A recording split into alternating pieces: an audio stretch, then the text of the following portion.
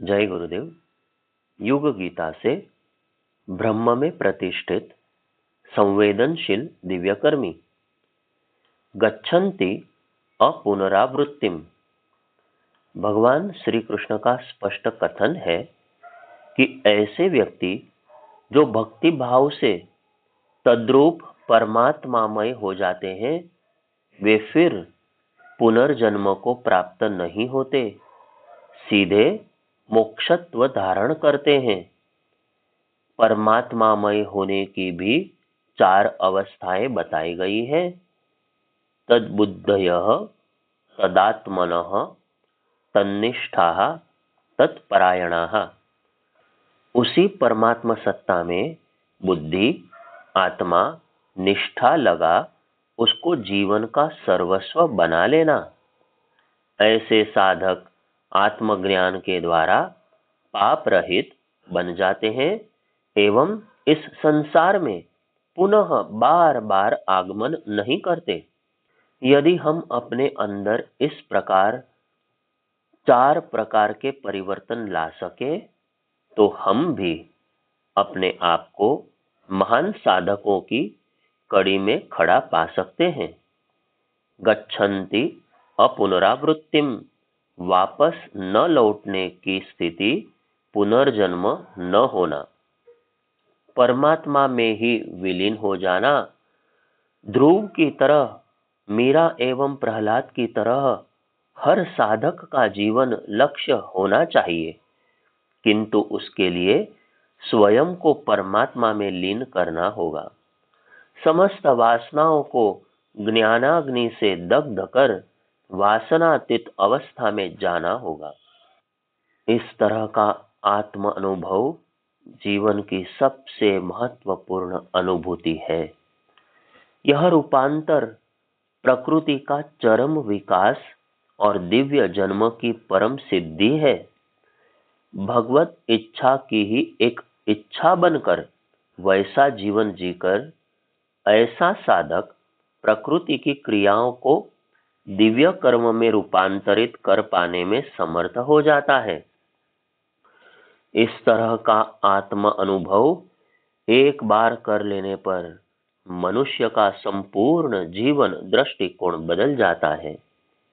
इसी आशय पर केंद्रित है 18वां श्लोक, जिसका भावार्थ है, विनय से युक्त सत्वगुण संपन्न ब्राह्मण में, गऊ में, हाथी में तथा कुत्ते और चांडाल में आत्म तत्वज्ञ व्यक्ति समदर्शी होते हैं।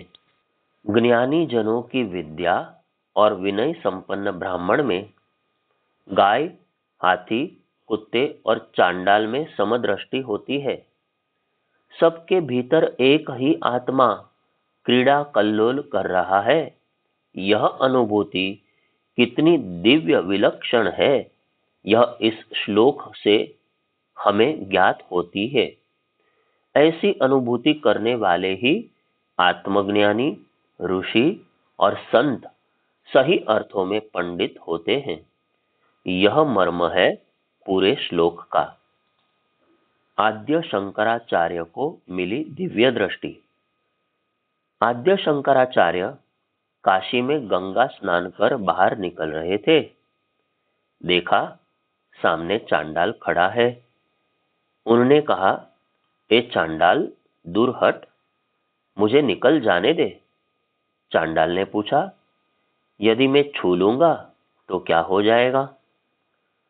उन्होंने कहा कि फिर से नहाना पड़ेगा क्योंकि तू चांडाल है। चांडाल बोला कि कैसे छुएंगे? चमड़ी को, चमड़े से बने शरीर को या आत्मा को? इतना सुनते ही शंकराचार्य को ज्ञान हो गया, आत्मबोध हो गया। उनके सामने चांडाल के स्थान पर स्वयं साक्षात काशी विश्वनाथ खड़े थे। वे बोले, तू ज्ञानी होकर भी शरीर को देखता है जो चमड़े से बना है। आत्मा का स्पर्श तो आत्मा ही कर सकता है और वह तो सतत निष्पाप है। इस स्पर्श भेद के आधार पर स्वयं को सन्यासी कहता है। आद्य शंकराचार्य ने त्रुटि समझी, क्षमा मांगी और स्वयं में समदर्शी भाव पैदा किया। जिस दिन यह भाव पैदा हो जाता है, उस समय छोटे बड़े में, जाति स्वरूप किसी भी रूप में, ऊंचा नीचा होने पर भी हर व्यक्ति एक समान दिखाई पड़ता है। सही अर्थों में समदर्शी ज्ञानी एक दिव्य कर्मी शंकराचार्य के अंदर इसके बाद जागृत हो गया, जब उनने इस भेद का मर्म जान लिया। समदर्शी है नाम तिहारो। स्वामी विवेकानंद खेतड़ी के महाराजा अजीत सिंह के यहाँ सत्संग में भाग ले रहे थे। देखा, तुरंत नर्तकी वहां आ गई है। राजा बोले, अब आपके सामने भक्ति संगीत से प्रस्तुत करेंगी। तुरंत विवेकानंद बाहर निकलकर अपने कक्ष में चले गए। नर्तकी परेशान हो गई। मैंने ऐसा कौन सा काम किया कि सन्यासी मुझे देख बाहर चले गए? उसने राजा से पूछा कि उससे क्या त्रुटि हो गई? महाराज बोले कि वे तुम्हें देखकर चले गए। तुम्हारा नृत्य समाप्त होने व तुम्हारे यहां से जाने के बाद वे पुनः आएंगे। तब उस नर्तकी ने दूसरा गीत गाया। प्रभु मोरे अवगुण चितन धरऊ, समदर्शी है नाम तिहारो। हे प्रभु, मेरे अवगुणों को भुला दे, मन में न रखें। आप तो समदर्शी हैं, सब आपके लिए समान है, तो फिर यह भेद क्यों? मुझे देखकर आप उठ क्यों गए? मेरी आत्मा को क्यों नहीं देखा? उस गीत को सुनते सुनते विवेकानंद लौटकर चले आए और प्रवेश करते ही बोले कि माँ, मैं तुझे प्रणाम करता हूँ। मुझसे दृष्टि भेद हो गया था, बहुत बड़ी गलती हो गई थी, मुझे क्षमा करें। आम लोगों की तरह मैं भी आपको वही वेश्या, नर्तकी, पद दलित स्त्री मान बैठा, जबकि आपके अंदर एक दिव्य आत्मा है, उसे मैं न देख पाया। यह भेद बुद्धि मुझ में कहां से आ गई? इतना कहकर वे नर्तकी के चरणों पर गिर पड़े। महापुरुष पंडिताः समदर्शिनः ऐसे ही बनते हैं। यूं ही जमाना उन्हें नमन नहीं करता, सब उनकी समदृष्टि को सराहते हैं। सब उनके अंदर के उस ज्ञान को सर्वोपरि मानते हैं, जो उनका परमात्मा से एकत्व भाव स्थापित कर देता है। जिस दिन आदमी चाहे वह कितना ही बड़ा क्यों न हो, अपने अंदर भेद बुद्धि पैदा कर लेता है। यह अछूत है, यह छोटी जाति का है, यह पापी है, यह जीव जगत का एक प्राणी मात्र है। उस दिन उसके अंदर का ज्ञानी नष्ट हो जाता है। समदर्शिनः के भाव को पैदा करना, सभी जीवों में उस परम चेतना को संव्याप्त मानना सच्चे साधक का परम कर्तव्य है। स्वामी विवेकानंद ऐसा कर सके क्योंकि वे सन्यासी के अतिरिक्त कर्म संन्यास के सच्चे साधक थे। स्वयं का आत्मविश्लेषण साहसपूर्वक कर सकते थे। तभी तो एक नर्तकी से उन्होंने पैर छूकर क्षमा मांग ली। हम भी इस श्लोक से एक शिक्षण लें, स्वयं को पूर्ण बनाने की प्रक्रिया सीखें, दिव्य कर्मी बनने की अभिप्सा। भगवान इसी कारण अर्जुन के समक्ष पूर्णत्व यानी कि परफेक्शन का एक आदर्श रख रहे हैं। सारी परिस्थितियां हमारे सामने रख रहे हैं। हमारे अंदर प्रबल अभिप्सा एक दिव्य कर्मी बनने की पैदा कर रहे हैं। जिस प्रकार द्वितीय अध्याय में उन्होंने अर्जुन को स्थित प्रज्ञ के लक्षण बताए थे, उसी तरह यहाँ वे दिव्य कर्मी के लक्षण अर्जुन सहित हम सबको बता रहे हैं। दिव्य कर्मी बनने की अभिप्सा पैदा होगी तो विघ्न स्वतः हटते चले जाएंगे। 18वें श्लोक में कही गई बात की ही पुष्टि अगले 19वें श्लोक में है। जिन लोगों का मन सम ब्रह्म में निश्चल रूप से प्रतिष्ठित है, इस लोक में शरीर में रहते हुए उनके द्वारा यह दृश्य संसार विजित है, क्योंकि ब्रह्म सभी में समान रूप से गुण दोष रहित है। इसी कारण समदर्शी लोग ब्रह्म में ही ब्रह्म भाव से प्रतिष्ठित हैं। यह शब्दार्थ हुआ। यह एक प्रकार से ब्रह्म ज्ञान की फलश्रुति बताई गई है। इस पूरे श्लोक का अब भाव समझें। जिनका मन समभाव में स्थित है, उनके द्वारा इस जीवित अवस्था में ही संपूर्ण संसार जीत लिया गया है, क्योंकि सच्चिदानंद घन परमात्मा निर्दोष और सम है। इसी कारण वे परमात्मा में ही ब्रह्म भाव से स्थित है। ब्रह्म ज्ञान प्राप्ति के बाद दिव्य कर्मी के लक्षण क्या होंगे, वे योगेश्वर बता रहे हैं। समभाव में स्थित होने के कारण दिव्य कर्मी यह सारा दृश्य संसार जीत लेते हैं। वे उसके राजा होते हैं। निर्दोष समरूप ब्रह्म में वे सदा प्रतिष्ठित रहते हैं। वे जीवन मुक्त बन जाते हैं। जीवित अवस्था में ही लोभ, मोह, अहम रूपी भव बंधनों से मुक्त हो जाते हैं। फिर उन्हें पुनर्जन्म नहीं लेना पड़ता। समत्व का दिव्य संगीत कितना विलक्षण सुंदर विवेचन है।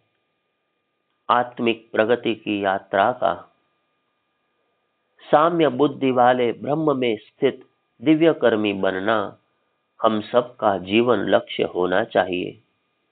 साम्य बुद्धि वाला व्यक्ति ही समत्व का दिव्य संगीत सुन पाता है।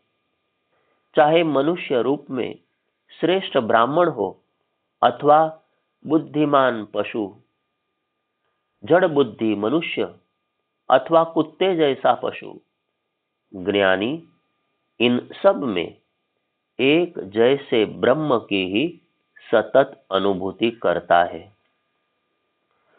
समदर्शी बन पाना एक दैवी विभूति प्राप्त करने के समान है। देव संस्कृति हमें यही तो सिखाती है।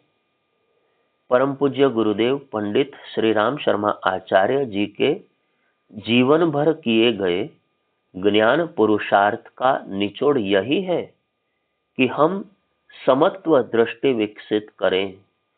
स्वयं उनने अपने जीवन में मातृवत परदारेषु परद्रव्येषु लोष्टवत वासना एवं तृष्णा के समापन के बाद आत्मवत सर्वभूतेषु की साधना की थी। यह आत्मवत सर्वभूतेषु ही समत्व दृष्टि है। इसके बिना तो सभ्य जीवन संभव नहीं है। सुसंस्कृत देवोपम जीवन जीना हो तो यही समत्व का दृष्टिकोण जीवन में उतारना होगा। ऐसा परम पूज्य गुरुदेव का भी मत है। आज सारे समाज में अहम की टकराहट है, सांप्रदायिक सद्भाव खतरे में है, पूरी राजनीति जातिवाद पर टिकी है, राष्ट्रीय स्तर पर व सीमा पर आतंकवाद तथा अंतर्राष्ट्रीय स्तर पर युद्धोन्माद फैला पड़ा है। यह समदृष्टि के अभाव की ही फलश्रुति है। जाति वर्ण के नाम पर पारस्परिक विद्वेष एवं झगड़े, परिवार संस्था में टूटन, पति पत्नी में, पिता पुत्र में पारस्परिक भेद, मनमुटाव व विक्षुब्धता, चारों ओर संव्याप्त तनाव भी भेद दर्शन का ही परिणाम है। यदि हम चारों ओर समत्व संव्याप्त देखें तो यह सारी समस्याएं स्वतः ही मिटती चली जाएं। अच्छा हो हम सामने वाले में अपने ही एक अथवा दूसरे पहलू का दर्शन करें, उसे मित्र माने, उसकी कुटिलताओं के बावजूद उसकी आत्मा से प्रेम करें, तो उसके वे भाव भी स्वतः समाप्त होते चले जाएंगे। इसीलिए भगवान कहते हैं कि सही अर्थों में पंडित वे ही होते हैं जो ज्ञान, पढ़ाई, शिक्षा की दृष्टि से नहीं, आध्यात्मिक दृष्टि से समदृष्टि संयुक्त हो, सर्वत्र एक ही आत्मा का अनुभव करते हो, आत्मज्ञानी हो, विराट जिनका हृदय हो। धरती के सम्राट समदर्शी। ऐसे समदर्शी व्यक्ति इस धरती के सम्राट कहलाते हैं। वे ब्रह्म भाव से परमात्मा में स्थित होते हैं। इसी कारण वे भव बंधनों से मुक्त हो जाते हैं। अगला 20वां श्लोक इस सत्य को आगे बढ़ाकर दिव्य कर्मी की विशेषताओं की परिधि और बड़ी कर देता है। ब्रह्म में अवस्थित, निश्चल स्थिर बुद्धि वाले, संशय रहित दृष्टिकोण वाले ब्रह्मज्ञ व्यक्ति प्रिय वस्तु मिलने पर भी हर्षित नहीं होते और अप्रिय वस्तु मिलने पर भी दुखी भी नहीं होते। जो पुरुष प्रिय को प्राप्त होकर हर्षित न हो और अप्रिय को प्राप्त कर उद्विग्न न हो, वह स्थिर बुद्धि, संशय रहित ब्रह्मवेत्ता पुरुष सच्चिदानंद घन परमात्मा में एक ही भाव से स्थित है। समापन पूर्व के श्लोक की ही तरह ब्रह्मणि स्थितः में ही है।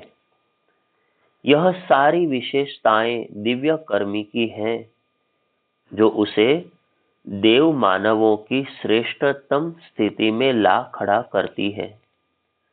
इस श्लोक में ठीक स्थित प्रज्ञों की तरह दिव्य कर्मी का एक महत्वपूर्ण लक्षण बताया गया है कि वह परमात्मा में स्थित होने के कारण तथा बिना किसी संशय की स्थिति में होने के कारण प्रिय वस्तु से न तो प्रसन्न ही होता है एवं न अप्रिय वस्तु या स्थिति को प्राप्त होकर दुखी होता है।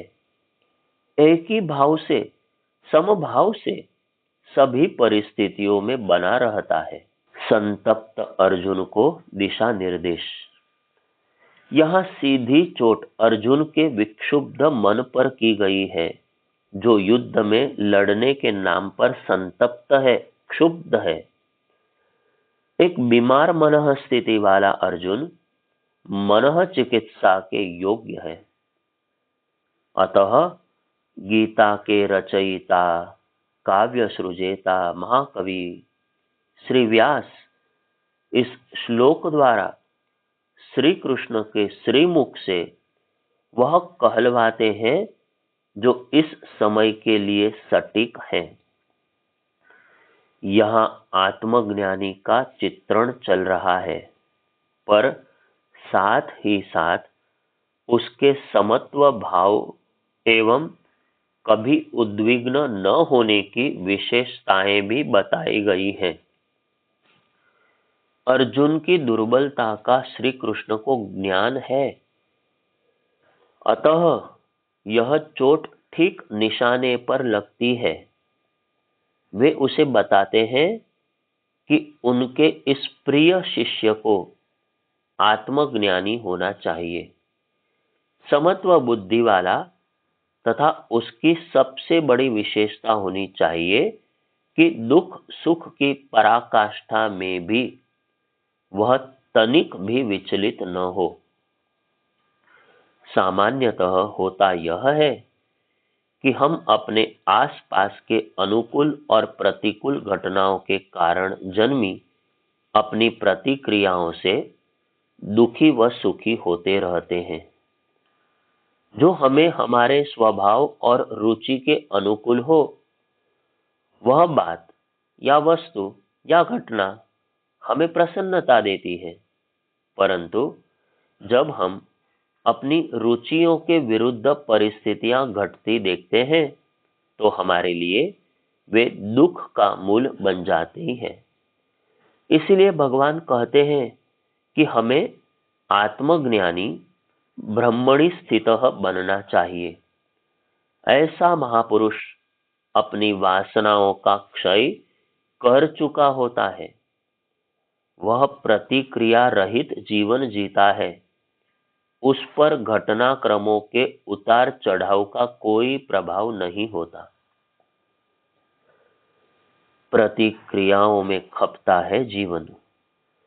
योगेश्वर श्री कृष्ण के अनुसार सिद्ध पुरुष श्रेष्ठ दिव्य कर्मी ही मात्र कर्म करता है।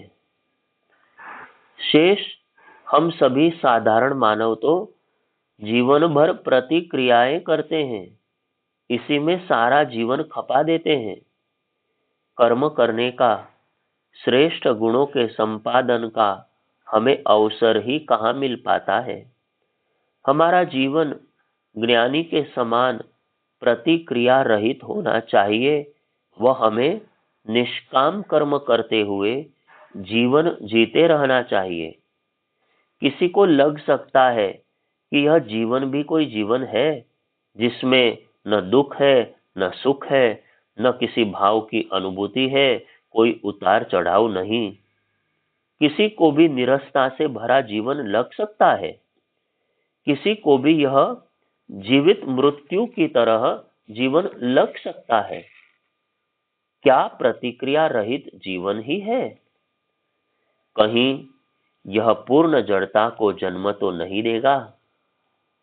ऐसा दिव्य कर्मी बनने से क्या लाभ जहां सुख की अनुभूति भी न हो। इन सब शंकाओं का जो अर्जुन के मन में उठ सकती है, श्री कृष्ण अगले श्लोक में उत्तर देते हैं, जब वे उसे अक्षय आनंद की प्राप्ति, जो बहिरंग सुख से परिस्थिति जन्य सुखों से भी बढ़कर बताते हैं। इसीलिए वह 21वें श्लोक में कह उठते हैं कि जिसका मन बाह्य विषयों में अनासक्त है, वह आत्मस्थित आनंद को प्राप्त करता है, तथा जिसका मन ब्रह्म के साथ पूरी तरह तद्रूप हो गया है, वह अक्षय आनंद की प्राप्ति करता है, सदैव उसी में मग्न प्रसन्न रहता है। आगे की चर्चा कल करेंगे। जय गुरुदेव।